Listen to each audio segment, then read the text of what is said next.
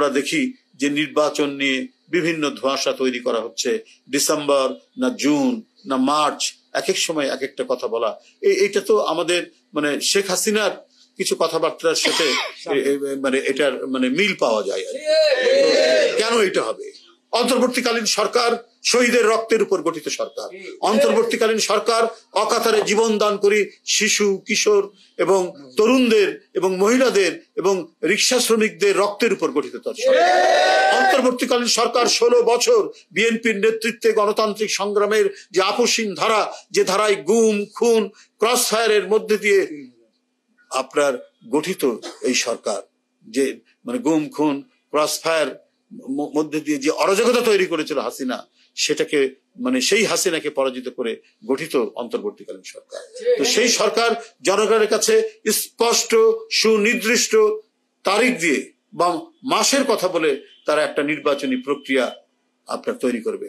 অনেকে বলেন আরে আন্দোলন করা হয়েছে শুধু নির্বাচনের জন্য। আর ভাই, এই নির্বাচন সুষ্ঠু করেনি বলেই তো আপনার আন্দোলন হয়েছে।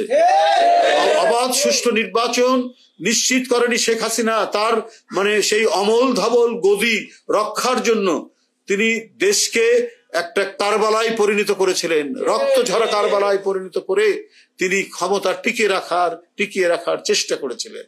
এবং তার জন্যই এক ব্যাপক আন্দোলনের মধ্যে দিয়ে, অনেক স্যাক্রিফাইস, অনেক আত্মদানের মধ্যে দিয়ে এই মানে অন্তর্বর্তীকালীন সরকার, এই অন্তর্বর্তীকালীন সরকার সরাসরি আপনার জনগণের ভোট না থাকলেও জনসমর্থন রয়েছে, কারণ সমস্ত আন্দোলনকারী দলগুলো আপনাদেরকে সমর্থন দিয়েছে।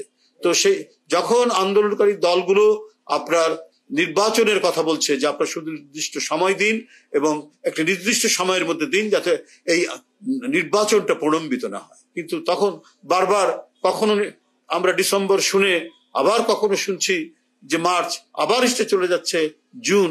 এই ধরনের যে একটা পেন্ডুলামের মতো বক্তব্য দুলছে অন্তর্বর্তীকালীন সরকারের, এই দোলায়মান অবস্থা থেকে জাতিকে একটি সুনির্দিষ্ট তারিখ দিয়ে আশ্বস্ত